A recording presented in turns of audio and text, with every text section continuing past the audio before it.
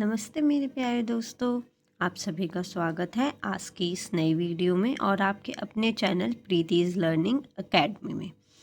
अगर आपने चैनल को सब्सक्राइब नहीं किया है तो सबसे पहले सब्सक्राइब करिएगा, तभी तो आप प्यारी प्यारी सी स्टोरीज सुन पाएंगे और पढ़ पाएंगे। आज हम पढ़ेंगे पंचतंत्र की प्रसिद्ध कहानियाँ। इसके पहले भी हम इसकी कई स्टोरीज पढ़ चुके हैं। अगर आपने वीडियो नहीं देखी है तो चैनल पर देखिएगा। आज की कहानी का नाम है शेर और सियार। तो क्या आप पढ़ने के लिए तैयार हैं? तैयार है तो थम्स अप दीजिए, कमेंट्स में दीजिए थम्स अप। तो चलिए कहानी शुरू करते हैं। एक घने जंगल में एक लंबी गुफा में शेर दंपत्ति रहते थे। वो कौन रहते थे? शेर रहते थे। एक दिन शेरनी ने दो शावकों को जन्म दिया। शेर के जो बच्चे होते हैं बच्चों, उन्हें शावक कहते हैं। क्या आपको ये बात पता है? नहीं पता है तो अब याद कर लीजिए। वे शावक पूरा दिन गुफा में ऊधम मचाते घूमते। जैसे आप लोग बदमाशी करते हैं ना घर पे शरारते, वैसे यह भी बदमाशी कर रहे थे। उन शावकों को खेलते देखकर शेरनी बहुत खुश होती। वे शावक हमेशा भूखे बने रहते थे। वे जितना खाते उतनी ही उन्हें और भूख लगती। क्या आप लोग के साथ भी ऐसा होता है बच्चों? एक दिन शेर भोजन की तलाश में सुबह ही गुफा से निकल गया।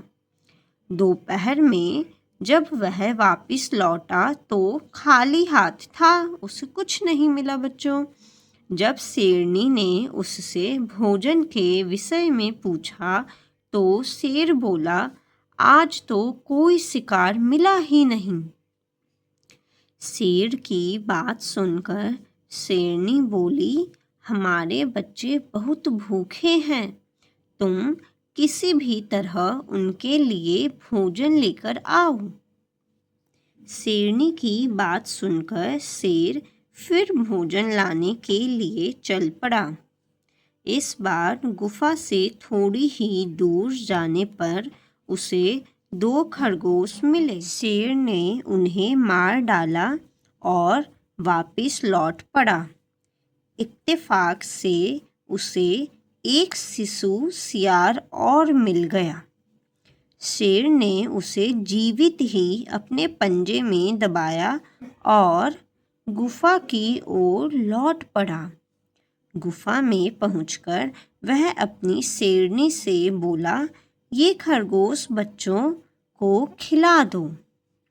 इस सियार को हम लोग बांटकर खा लेते हैं। उस शिशु सियार को देखकर शेरनी को बहुत दया आई।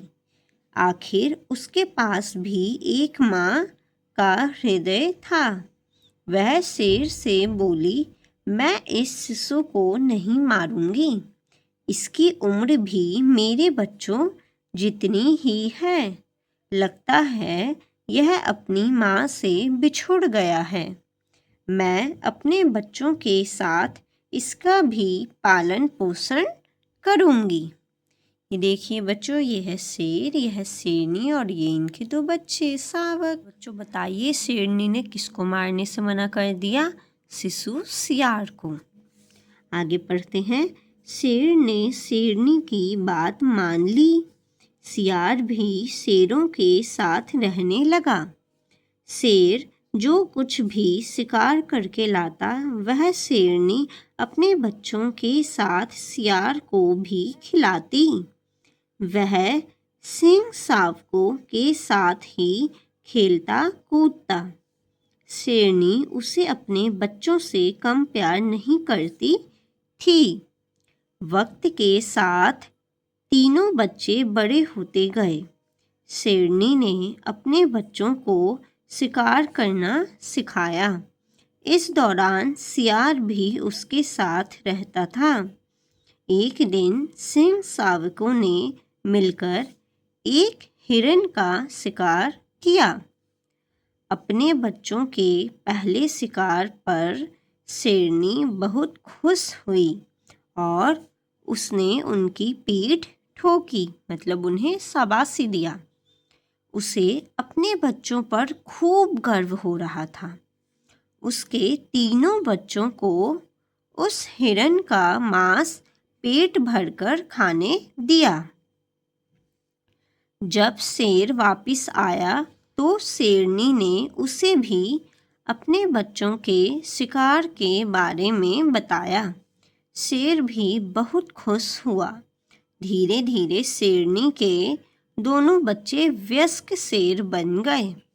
सियार भी अब बड़ा हो गया था। एक दिन दोनों युवा शेर अपने भाई सियार के साथ जंगल में भोजन की तलाश में घूम रहे थे।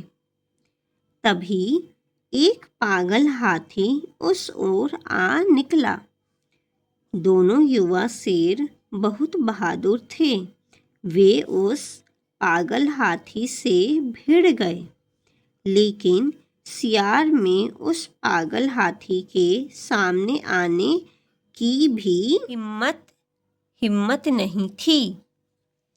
ये देखिए बच्चों, सियार, दोनों शेर और ये हाथी।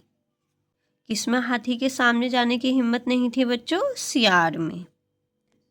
हाथी ज्यादा देर तक उन खूंखार शेरों का सामना नहीं कर सका। थोड़ी ही देर में वह मैदान छोड़कर भाग निकला। इसी बीच शेरनी भी वहां पहुंची। अपने दोनों बच्चों की बहादुरी पर उसने उन्हें खूब शाबाशी दी। फिर उसका ध्यान सियार की तरफ गया, जो वहां से गायब था। शेरनी ने सियार को ढूंढना शुरू किया। बहुत देर बाद वह एक झाड़ी के पीछे छिपा मिला। मारे भय के वह बुरी तरह कांप रहा था।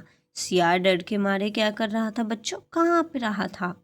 तभी शेरनी के दोनों बच्चे भी वहां पहुंच गए और अपने सियार भाई को चिढ़ाने लगे। शेरनी सियार की भावनाएं समझ गई थी, इसलिए उस समय उसने सियार से कुछ भी नहीं कहा।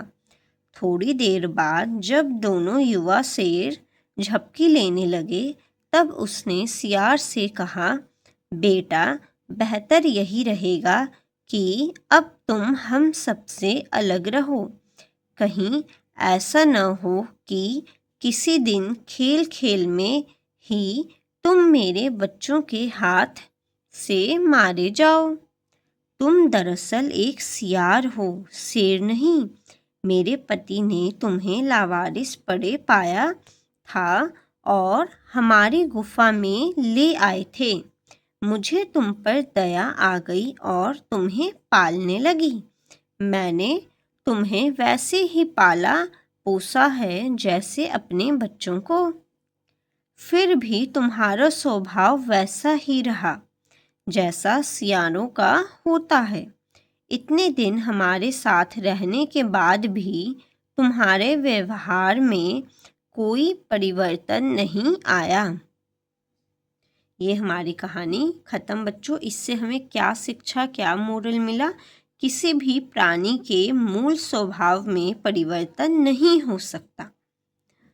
ये कहानी थी बच्चों शेर और सियार। अगर आपको कहानी अच्छी लगी हो तो वीडियो को लाइक करिएगा और चैनल को सब्सक्राइब करिएगा। ऐसी अच्छी कहानी पढ़ने के लिए हमसे जुड़े रहिएगा और घर पे खेलिएगा और पढ़िएगा। Thank you for watching.